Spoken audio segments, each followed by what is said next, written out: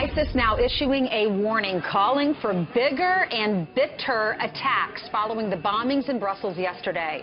So what can the United States and other westernized countries do to combat this growing threat? Majid Nawaz is a former Islamic extremist and the author of the book Radical, My Journey Out of Islamic Extremism. He knows the mindset behind this kind of terror and joins us right now live from London. Majid, good morning to you. Thank you very much. What's your headline about what happened in Brussels yesterday? Well, unfortunately, this is the latest in a long line of attacks whereby the global jihadist insurgency has hit home in Europe once again. We are witnessing something akin to a jihadist guerrilla war playing out in Europe.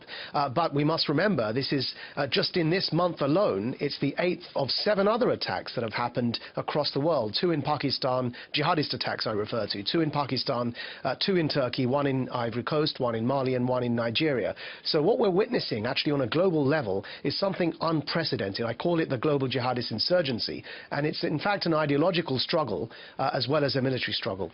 Yeah, when we talk about radical Islam, we need to get into the minds of these terrorists and find out why they're doing this. It's a mindset, and we've read so many articles and seen so many pictures of how they're trained and brainwashed at a very young age. Now, I know you were not a terrorist. You say that you were an Islamic extremist. What changed your mind? How did you change, and what got you out of being an extremist? My story is peculiar in that I spent 5 years as an Amnesty International adopted prisoner of conscience in Egypt under Hosni Mubarak, as you've correctly referred to, as an Islamist. So we weren't involved in any violence, but we were certainly revolutionary in our thinking.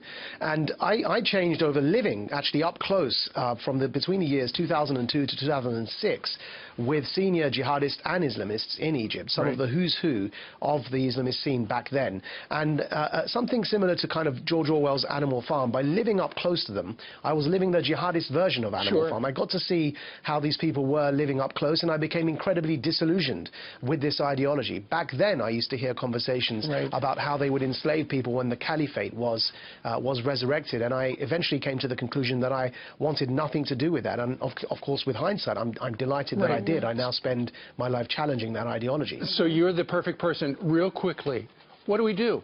You don't have to be PC in your answer. Just tell us, how do we fix this problem? Well, of course, we've got to identify the problem, and that's the Islamist ideology. We've got to be able to name it, and then we've got to be able to challenge it, both ideologically and militarily. And I fear that currently, with the president's policy, that's simply just not happening. You're right about that. Majid He's reluctant Nawaz, to do that. Thank you for being with us. Some insightful information. If you want to get into the mind of what the Islamic extremist really thinks, we need to read your book. It's Radical, My Journey Out of Islamist Extremists. Thank you so much for choosing us this morning. We appreciate that. A pleasure. Thank you very much. You're welcome.